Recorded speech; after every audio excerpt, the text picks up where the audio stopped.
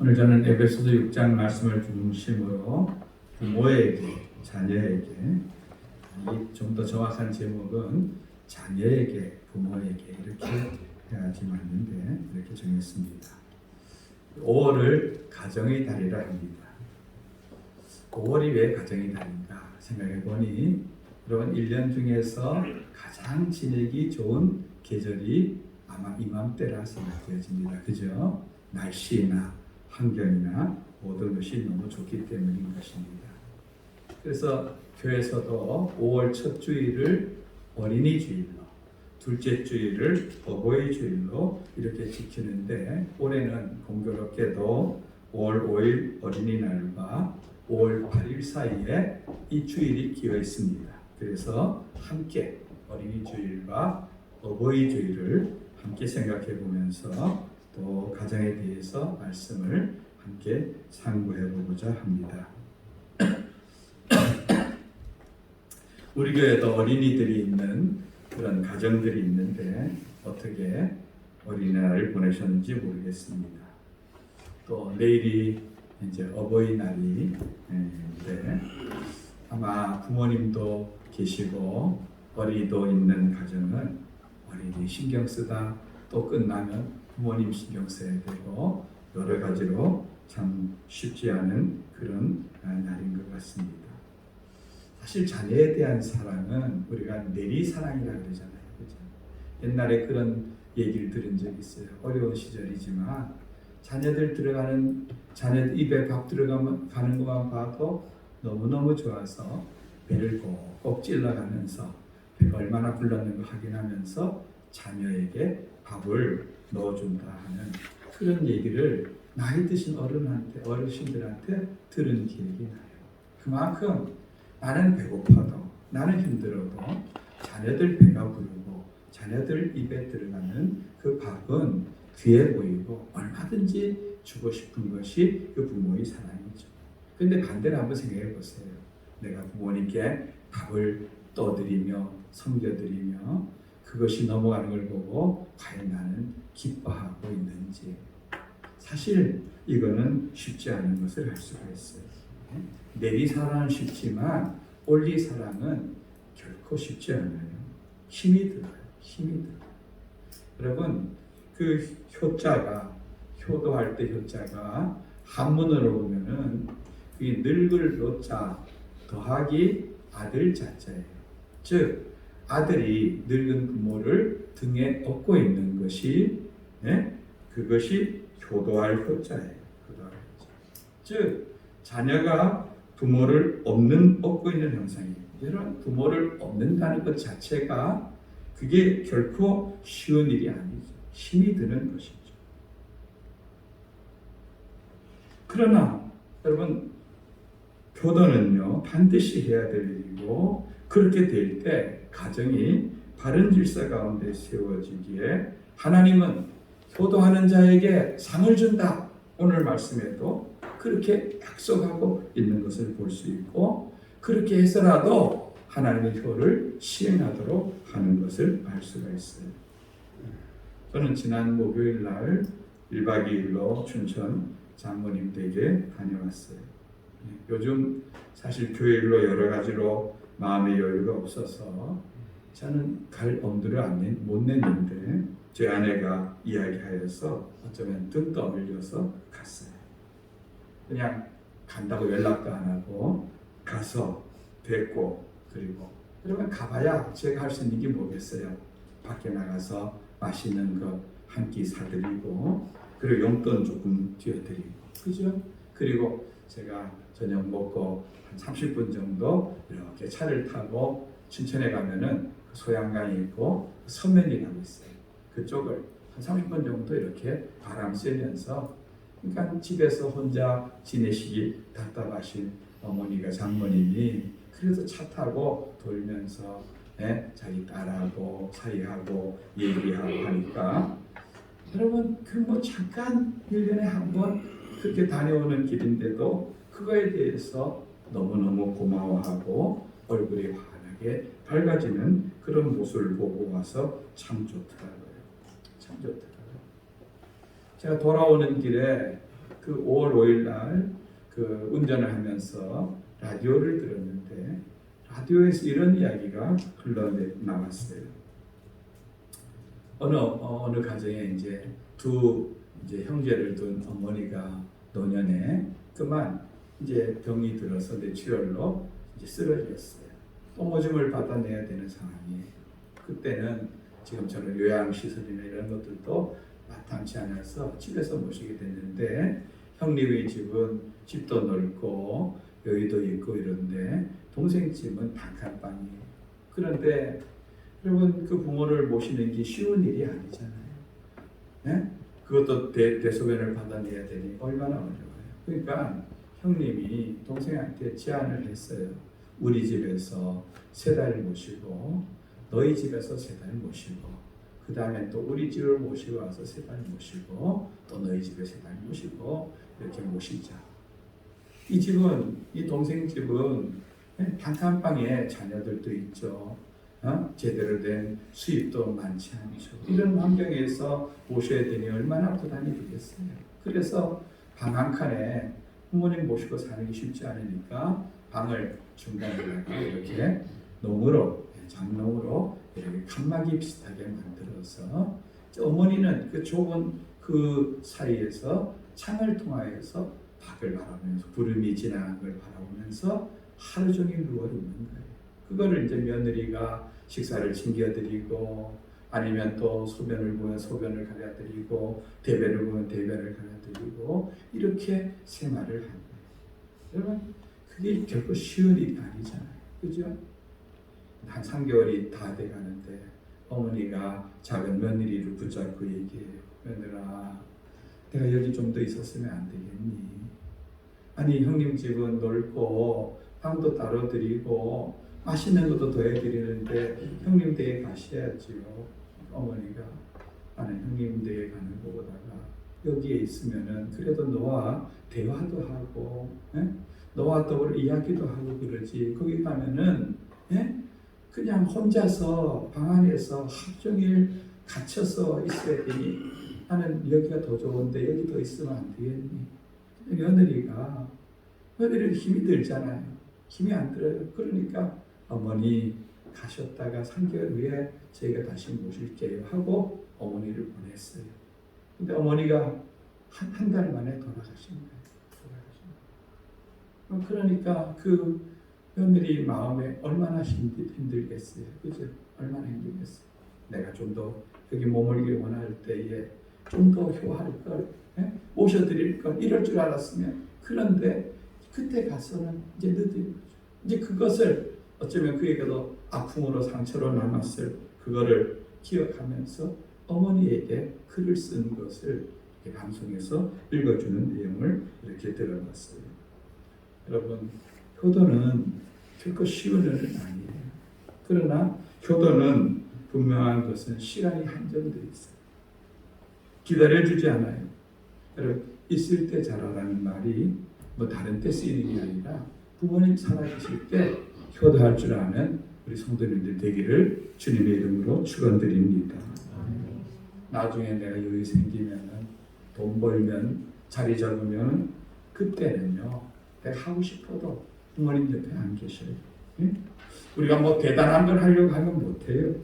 작은 것이라도 사랑으로 섬기고 하는 것이 그것이 효도인 줄 믿습니다. 이 가정은요, 이 사회를 구성하는, 사회를 유지하는 가장 중요한 부분이 가정입니다. 이 가정이 튼튼하면은 나라도 튼튼하고 사회 질서도 안정되어져 가는 거예요. 근데 반면에 가정의 위기는 나라의 위기고, 나라 전체의 존폐와도 관계가 있는 것입니다. 그럼 지금 우리나라는 저출산의 문제로 아주 과연 이 나라가 언제까지 존속할 수 있을지. 우리는 단일 민족이라 하는데 여러분 벌써 단일 민족이라는 그 개념이 우리에게도 끼워지고 동남아에서 많은 사람이 시집도 오고 일하러 오고 이렇게 오는 것을 볼 수가 있습니다. 이 나라에서는 지난 15년 동안 280조 원이라는 어마어마한 돈을 이 저출산 문제를 해결하기 위해서 투입을 했는데, 그럼 지금 자녀 출산율이 얼마인지 아십니까? 0.8입니다. 0.8.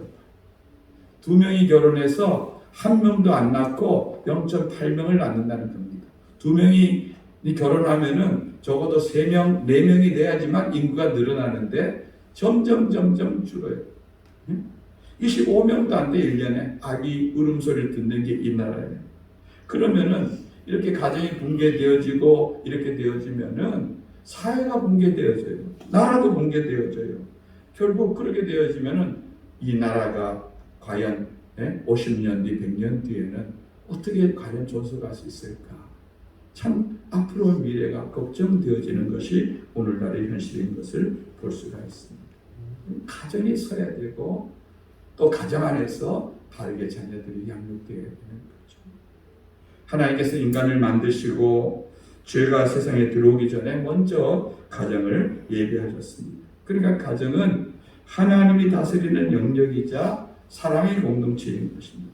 그래서 종교개혁자 칼빈은 이렇게 말했습니다. 가정은 교회 안에 있는 또 하나의 작은 교회다. 네? 여러분이 가정이 교회라고 생각해 보셨습니까? 그 교회들, 가정들이 모여서 교회를 이루는 것을 알 수가 있습니다. 가정은 단순하게 사람이 휴식 취하는 그런 공간만은 아니고 하나님이 계시는 작은 성전이라는 것입니다. 특히 우리가 에베소서에서는 지금 주일날 오후에 에베소서 말씀을 함께 공부하고 있는데 에베소서는 교회를 다루고 있는 성경이에요. 교회론에 대해서. 교회가 뭔지 다루고 있는데요. 사실 1장에서 3장을 제가 에베소서 처음 강의할 때 말씀드린 대로 이론적인 부분이라면은 4장에서 6장은 실천적인 부분, 교회가 무엇인지, 어떻게 교회를 세워야 되는지 그 실천적인 부분을 다루고 있는 것이에요. 특히 에베소서 5장 1절 2절에 이런 말씀이 있습니다. 앞을 보고 읽어봅니다. 시작. 그러므로 사랑을 받는 자녀같이 너희는 하나님을 본받는 자가 되고 그리스도께서 너희를 사랑하신 것 같이 너희도 사랑 가운데서 행하라. 아멘. 여러분, 우리를 여기 뭐라고 표현하고 있습니까? 너희는 하나님을 본받는 하나님의 뭐라? 자녀다. 여러분, 하나님이 우리의 부모인 줄 믿으시기 바랍니다. 하나님 우리 아버지세요. 그리고 우리는 그분의 자녀 되셨어요. 즉 하나님의 사랑을 입어서 자녀될 자격이 없는 우리가 하나님의 자녀가 되었으면은 그 하나님의 사랑을 입은 자녀로서 우리는 마땅히 이로 하나님을 사랑하고 그 사랑을 나타낼 공간이 어디냐? 하나님의 사랑을 나타내는 공간이 어디냐? 물론 몸된 교회 공동체에서 우리가 나타내야 되겠지만 에베소서 5장부터 가만히 살펴보면요, 제일 먼저 다루고 있는 것이 5장 22절부터 마지막 절에 보면은 아내와 남편에 대한 부분을 다루고 있어요. 그 다음에 6장에서는 부모와 자녀에 대한 부분, 6장 5절부터 9절까지는 상전과 종. 여러분, 그 당시 상전과 종도 가정 구성원의 일원이었어요. 그러니까 이 아내와 남편이나 자녀와 부모나 상전과 종, 이 모두가 다 가정에 대해서, 가정에서 어떤 질서 속에서 살아가야 될지를 다루고 있는 것을 볼 수가 있어요. 여러분, 하나님의 자녀된 주의 백성들은 가정에서 우리는 사랑으로 살아가야 된다는 것을 말하고 있는 것입니다. 특별히 오늘 6장에서는요, 부모와 자녀의 관계에 대해서 말하면서 자녀의 도리를 먼저 강조하고 있습니다. 첫째는 자녀는 부모에게 순종하고 공경해야 하는 것입니다. 6장 1절에서 3절 말씀을 함께 읽어봅니다. 시작. 자녀들아, 주 안에서 너희 부모에게 순종하라. 이것이 옳으니라. 내 아버지와 어머니를 공경하라. 이것은 약속이 있는 첫 계명이니 이로써 내가 잘되고 땅에서 장수하리라. 아멘. 여러분, 지금 바울 사도는 부모 공경을 말하면서 구약의 말씀, 언약의 말씀을 인용해서 이 말씀을 하고 있습니다. 출애굽기 20장 12절에 보면은 여러분, 우리가 너무나 잘 아는 그 십계명을 해석해 놓은 거기에 보면은 내 부모를 공경하라. 십계명 속에 이런 말씀이 있죠. 내 부모를 공경하라. 그리하면 내 하나님 여호와께서 내게 준 땅에서 내 생명이 길리라. 생명이 길다는 말은 오래 산다는 거죠. 이게 오늘 말씀처럼 땅에서 장수한다는 거죠. 근데 바울은 하나님 잘 섬기고 가정의 부모님 잘 섬기는 자는 땅에서 장수할 뿐 아니라 너가 복 받는다, 잘 된다 하는 말씀을 곁들이고 있는 것을 볼 수가 있습니다. 여러분, 그리스도인 자녀들의 순종은 주 안에서 순종하는 것입니다. 하나님의 뜻 안에서 하나님의 뜻에 거슬리지 않는다면은 부모의 요구에 순종해야 되는 것이 자녀의 마땅한 도리인 것입니다. 하나님께서 주신 이 첫 계명이기 때문에 우리는 이것을 지켜야 할 의무가 있는 것입니다. 그것이 이 세상에서 하나님께서 여러분 이 부모 순종하는 것이 결코 쉽지 않기 때문에 하나님 이렇게 하면은 너희에게 이런 복을 주신다, 이런 상을 준다고 하나님께서는 약속을 걸고 있는 것을 볼 수가 있습니다. 오늘 1절 말씀 보면은 자녀들아 주 안에서 너희 부모에게 순종하라 이것이 옳으니라 이렇게 말하고 있습니다. 여러분, 하나님께서는 이 세상을 통치해 나가실 때에 도덕적 질서라고 하는 것을 큰 원칙으로 놓고 다스려 가십니다.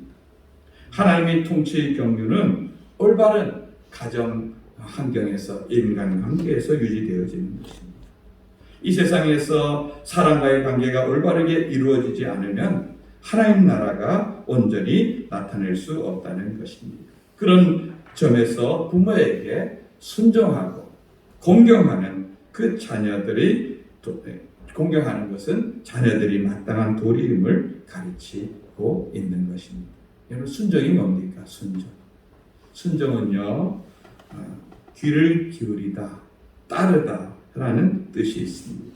즉 어떤 권위에 대하여서 순순히 복종한다라는 뜻을 담고 있는 것입니다.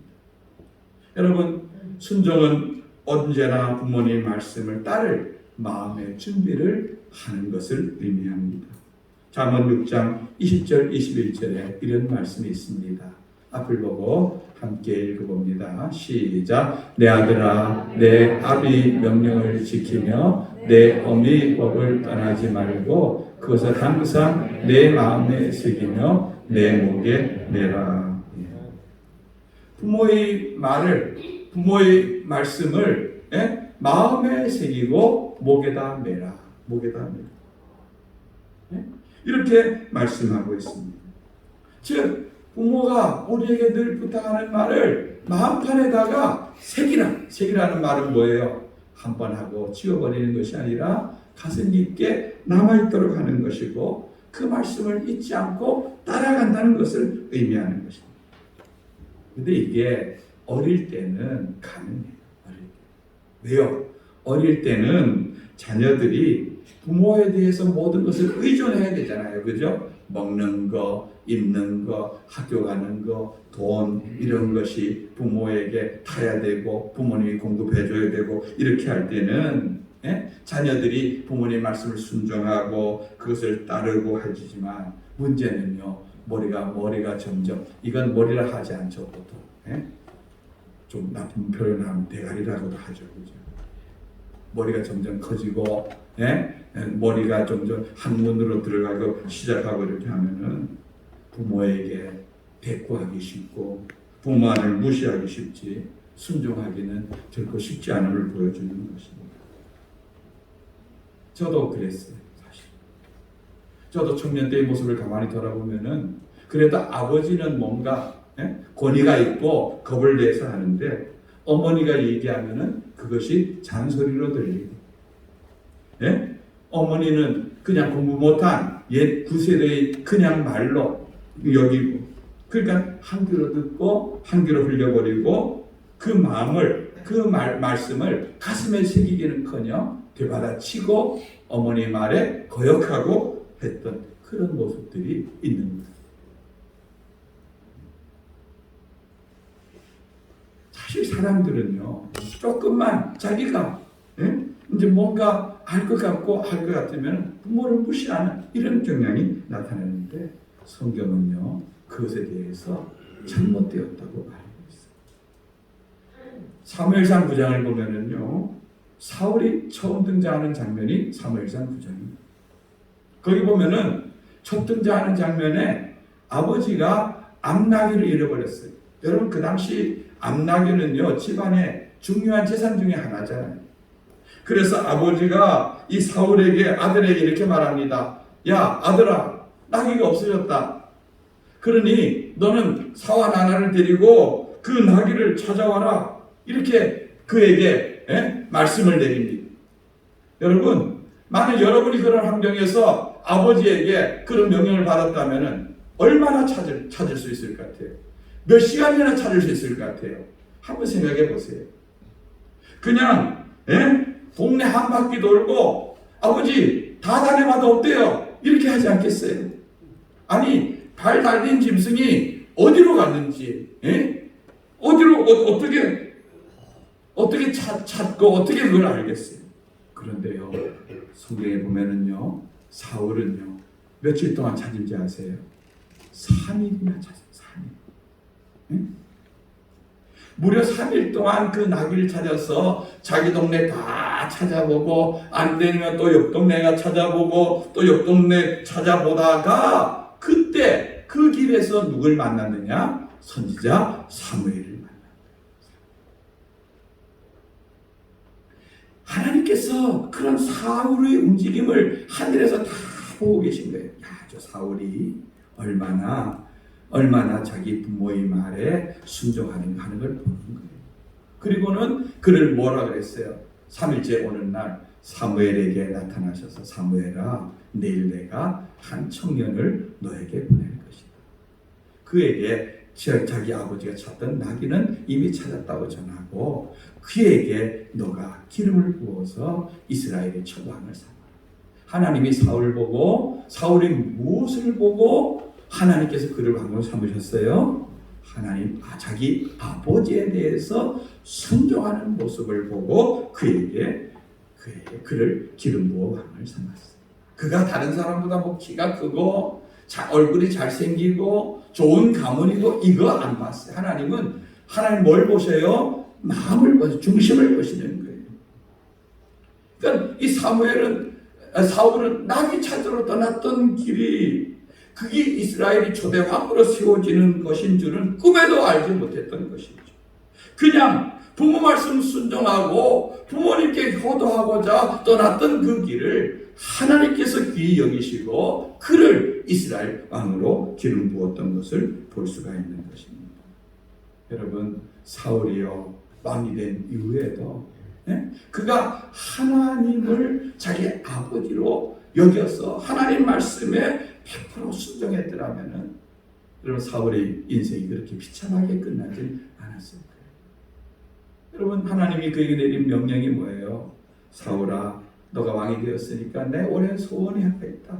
아말렉 사람들이 이스라엘이 출애굽할 때에 그들을 광야에서 괴롭히고 한 걸 내가 언젠가는 그 원수를 갚아주려 했는데 너가 내 말을 듣고 아말렉을 진멸하여 버려라.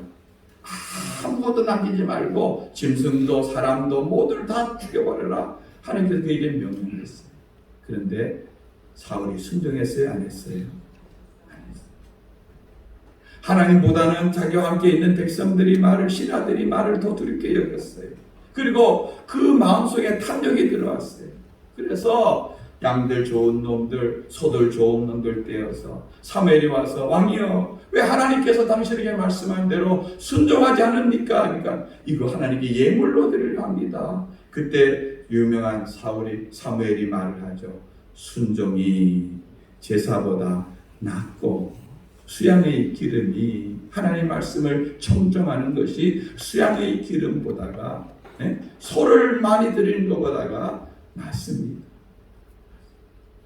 여러분 사울은 순종해서 이스라엘 왕이 되었지만 하나님께 순종하지 않아서 그 왕위에서 결국 패해지고 만 것을 알 수가 있습니다. 그 아버지에게 순종한 것처럼 하나님 말씀에 순종했더라면 역사는 달라졌을 것입니다. 여러분 효도하시고 순종할 줄 아는 그런 자녀들 되시기를 주님의 이름으로 축원드립니다. 두 번째는 부모는 자녀를 주의 말씀으로 양육을 해야 합니다. 4절 말씀을 읽어봅니다. 시작. 또 아비들아 너희 자녀를 노엽게 하지 말고 오직 주의 교훈과 훈계로 양육하라. 아멘. 이 말씀을 보면은 자녀 양육을 할 때 부모가 해야 할 것과 하지 말아야 할 것을 분명히 구분하고 있습니다. 하지 말아야 할 것은 뭡니까? 자녀를 노엽게 하지 말아라. 자녀를 쉽게 말하면은 화나게 하지 말아야 된다. 해야 될 건 뭡니까? 말씀으로 교훈하고 훈계해서 양육해야 된다는 것입니다.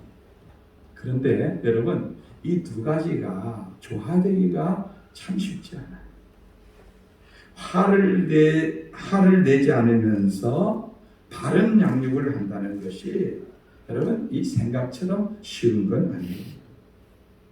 그렇게 하기 위해서는 부모에게 정말로 많은 인내와 자제와 훈련이 필요한 것을 볼 수가 있어요.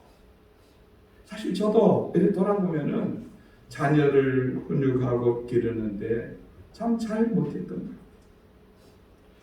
제가 이렇게 저와 아내가 자란 이런 환경을 이렇게 보면은 상당히 대조적이에요. 저희는 가족이 많을 때는 8남매에다가 할머니까지 부모님까지 하면 11식구가 살았어요. 저는 맏입니다. 그리고 제 밑으로 여동생이 딸 4명입니다. 그 밑으로 남동생이 3명입니다. 그러니까 여동생은 여동생들끼리 남동생은 남동생들끼리 막내하고 저하고 18살 차이가 나니까 제가 그런 말도 합니다. 내가 첫사랑에 실패만 안 했더라도 너 같은 아들이 있다. 이렇게 말하기도 하는데 사실 16살 나이 제가 고등학교 졸업하고 나갔다 오니까 뭔 아이가 하나, 아기가 하나 있어요. 아버지가 늘 가깝게 만났으면서도 그 사실을 저한테 얘기 안 했어요. 아버지도 좀 부끄러웠는 것 같아요. 부끄러운. 그러니까 뭐 제가 자라는 동생들하고 지금이야 다 이제 나이가 들고 같이 늙어가는 입장에서 소통하고 하지만 그 당시 저는 벌써 고등학교 졸업하는데 얘는 이제 태어나서 있는 그런 아주 유치원도 안 다니는 아이들하고 제가 무슨 소통을 하고 하겠어요. 그러니까 저는 어떻게 보면은 이 집이라는 공간에서 동생들은 동생들끼리 놀고 저는 어떻게 보면 성같이 자녀 많은 가정에서 자랐지만 성같이 혼자서 자랐어요. 그러니까 혼자 저는 중학교 때부터 혼자 강에 가서 고기 잡고 노는 것이 즐거움이고 그렇게 자란 거예요.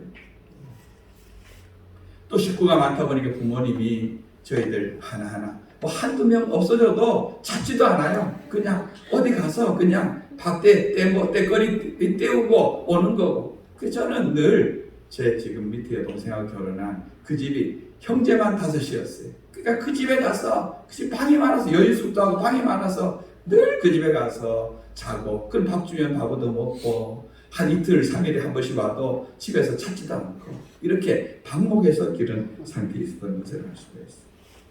그리고 저희 부모님이 그렇게 자녀가 많고 하다 보니까 또 아버님 자체가 다정다감한 분도 아니고 이렇게 하다 보니까 가만히 제가 어릴 때 생각해 보면은요, 제가 아버지하고 어머니하고 뭔가 어릴 때에 같이 뭔가 해본 기억, 놀이나 어디 뭘 갔던 물론 뭐 운동회도 가고 뭔가 했겠죠. 그러나 그런 기억 자체가 저희들은 없어요. 그러니까 추억거리가 없는 거예요. 근데 이게 언제 문제가 되냐면 제가 자녀를 막상 낳고 어른이 되고 이렇게 하다 보니까 자녀가 태어났는데 내가 경험해보지 못했습니다. 부모와 아이들과 어떻게 놀아줘야 되는지 이게 배우고 습득된 것이 없으니까 어떻게 하는 것이 어려운지 이게 저에게는 너무너무 어려워요. 반면에 저희 아내는요 정말 사랑을 듬뿍 바르면서 자랐어요. 저희 아내의 말을 들으면 장인어른은 강으로 산으로 끌고 다니면서 그 조개도 잡고 고동도 잡고 이래서 라면도 끓여 먹고 이러면서 놀고 저희 손주들 이제 데리고 가보면은 저희 장인어른이 한 시간씩 2시간씩 데리고 다니면서 그 운동장 옆에 코코아도 빼먹고 그럼 아이들이 그 속에서 그죠? 우리 할아버지에 대한 가정에 대한 좋은 사랑과 마음을 많이 갖고 이렇게 하는 것을 알 수 있는데 저는 그게 안 되니까 자녀를 양육하고 하면서 조금만 아이들이 양육하면서 저도 감정이 먼저 앞서게 되고 그렇게 바른 훈육으로 자녀들을 가르치기보다는 어떤 부모의 권위로서 누르게 되니까 어린 아이일 때는 누르키는 거죠. 여러분 누르킨다고 그것이 부모의 말에 순종하고 따르는 게 아닙니다. 그때는 자기 혼자서 나가서 독립하거나 살 수 없으니까 그냥 눌려 있는 거죠. 그 분노와 그 감정들이 그 마음에 그냥 쌓여 있는 거죠. 자녀들이 언제 분노하는지 아세요? 이렇게 부모가 잘못된 그런 권위와 힘을 가지고 자녀에 대해서 너 내 자녀니까 내 마음대로 해야 된다고 누르면은 자녀들은 분노하고 때가 되면 폭발해버려요. 여러분 강제적으로 억압적으로 할 수 있는 것은 특별히 인격적인 교육이나 이런 면에서는 할 수 있는 것은 아무것도 없다는 걸 기억하시기 바랍니다. 자녀를 바른 훈육을 하기 위해서는 인격적인 관계가 먼저 되어야지만 가능한 것입니다. 우리 성도 가운데 그런 분은 없지만 술을 먹고 일정 연설을 들어놓거나 타당하지 않은 매를 대는 것은 부모에 대한 분노와 상처만 키우게 되어지는 것입니다. 여러분 그리스도인은 자녀도 한 인격체요 주께서 피 흘려 사신 생명이라는 것을 먼저 생각해야 되는 것입니다. 저는 그래도 다행스러웠던 것은 부모님들이 예수님을 믿는 분들이고 그분들이 인격적으로 그렇게 뭐가 난 분이 아니라는 것입니다. 그분들이 나에게 대해서 그렇게 살뜰하게 말씀을 하고 하지는 않았지만 그 삶을 보여주시는 그것이 저에겐 길이 되고 따라야 될 모범으로 남아있는 것을 볼 수 있습니다. 그래서 저도 목회를 시작하면서 어떤 어려운 문제가 닥치고 어려운 일이 닥치고 이러면 제일 먼저 생각하는 것이 뭐겠습니까? 이때 아버지는 어떻게 했어요? 아버지는 어떤 길을 걸었어요? 그리고 저도 그 아버지가 걸어간 그 길, 아버지가 했던 그 행동들을 따라하려고 그래서 지금까지 여기까지 온 것을 알 수 있습니다. 여러분 우리가 자녀에게 삶으로 보여주는 것만 남는 것입니다. 꼭 기억하시기 바랍니다. 삶으로 보여주는 것만 남는 것입니다. 내가 아무리 자녀를 앉혀놓고 많은 말을 해도 자녀들이 삶이 뒤따르지 않으면 속으로 그냥 웃지. 부모니까 대항하지는 못하지만 웃지. 그것을 받아들이지 않아요. 여러분의 말과 여러분의 삶이 가치감으로 말이야. 자녀가 여러분들을 존중히 여기고 그 말씀에 순종할 수 있는 그런 복된 성도들과 가정이 되기를 바랍니다. 말씀을 정리합니다. 저는 우리 삼척동북의 성도들의 가정이 복된 가정이 되기를 바랍니다. 먼저 우리 효도하길 바랍니다. 여러분 부모님이 살아계실 때, 내 옆에 계실 때 그래도 맛있는 것을 맛을 아실 때에 한 번이라도 더 찾아뵙고 더 사랑하는 성도들이 되시길 바랍니다. 자녀들 말씀으로 바르게 양육해서 그 자녀들이 하나님 나라를 위해서 귀하게 쓰임받는 그런 복된 성도들이 되시기를 주님의 이름으로 축원드립니다. 아멘.